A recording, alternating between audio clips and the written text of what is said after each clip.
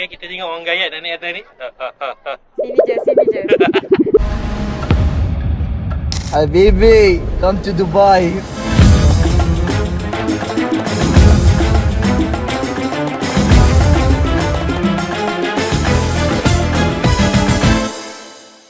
Assalamualaikum. Untuk travelog hari ini, kami nak bawa korang jalan-jalan dekat Palm Jumeirah, pulau buatan manusia yang bentuk dia macam pokok kurma. Bila tengok dekat map, dia nampak kecil je. Tapi bila sampai depan mata, baru rasa dia punya saiz memang besar gila. Panjang daun-daun dia, siap ada bulan sabit kat hujung yang jadi barrier untuk ombak. Sekarang, kita nak singgah satu checkpoint, tak sah kalau tak pergi. The view at the palm. Nanti bila naik atas, korang boleh nampak keseluruhan bentuk palm tu clear. Jalan raya dia, resort-resort mewah, laut biru Dubai dan skyline yang nampak sebiji macam dalam filem.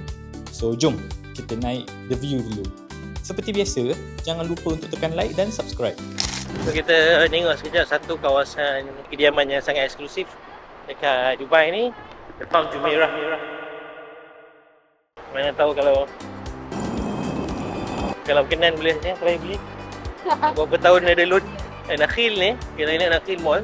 Nakhil dia juga builder dan juga developer bagi Dubai Palm ni. Dubai ni mall ni memang semua eksklusif lah. Dia tak ada cak ayamnya mall lah, memang sangat premium So all the way pergi observation view deck katanya.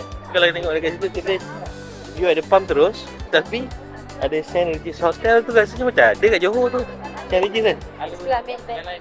No laptop, no sharp object, no lighters, no electronic cigarette, maknanya vape tak boleh, no food, no pets, no strollers, no shopping bag, backpacks tak boleh masuk untuk kita tengok Palm Jumeirah ni, okay? Ya. Dah beritahu awal. Korang tahu tak yang Palm Jumeirah ni hanyalah satu daripada 3 projek besar-besaran yang masih lagi ongoing sampai sekarang. Nama projek ni ialah Palm Islands dan merangkumi 3 pulau. Semuanya pulau buatan manusia iaitu Palm Jumeirah, Dubai Islands dan Palm Jebel Ali. Seperti yang korang tahu, baru Palm Jumeirah je yang dah siap setakat ni. Palm Jebel Ali diramalkan untuk siap pada tahun 2028, manakala Dubai Islands masih lagi tidak diberikan tarikh. B40. Kita dah sampai tingkat 52. So Mudirah, jom kita tengok apa ada kat sini.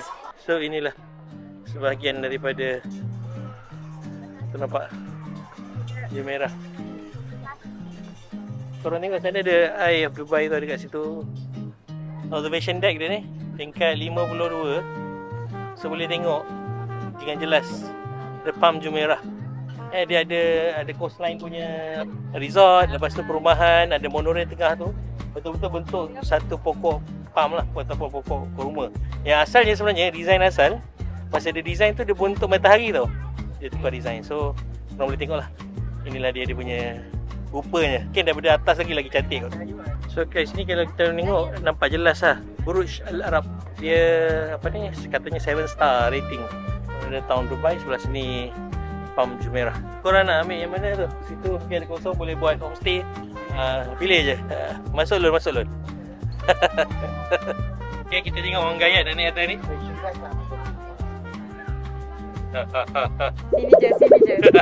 Sini je. Kita try ya. Okay.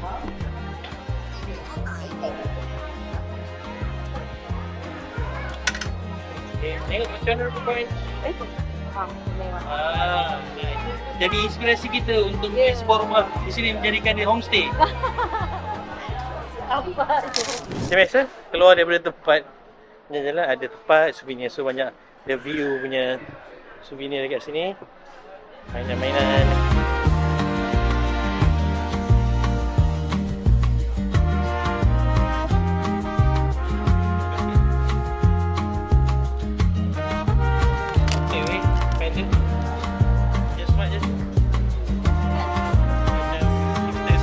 Okay, sekarang saya berada dekat pantai di Dubai ni. Okay, kalau korang tengok tadi kan, kita naik ke observation deck dekat Jumeirah tadi.